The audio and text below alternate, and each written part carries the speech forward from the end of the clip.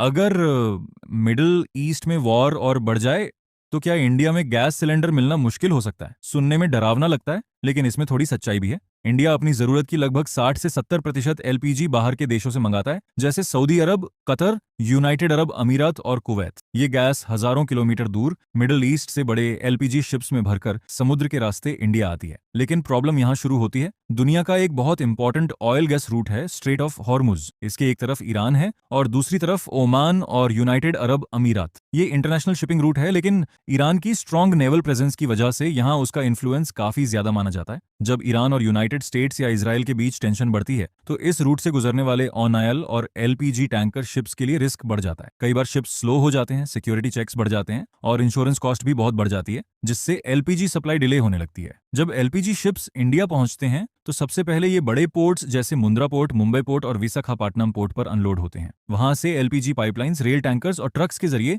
Bottling plants तक जाती है। इंडिया में इस पूरे नेटवर्क को mainly Indian oil corporation, Bharat petroleum और हिंदुस्तान पेट्रोलियम मैनेज करती हैं। बॉटलिंग प्लांट्स में हजारों सिलेंडर्स में एलपीजी भरी जाती है, फिर ट्रक्स के जरिए गैस एजेंसीज तक और आखिर में डिलीवरी बॉयज के थ्रू आपके घर तक पहुंचती है। इसलिए जब ग्लोबल वॉर, शिपिंग रिस्क या मिडिल ईस्ट टेंशन बढ़ता है तो उसका असर सीधे इंडिया की एलपीजी सप्लाई चेन पर पड़ सकता है और कभी-कभी इसी वजह से सिलेंडर शॉर्टेज और प्राइस इंक्रीज देखने को मिलता है।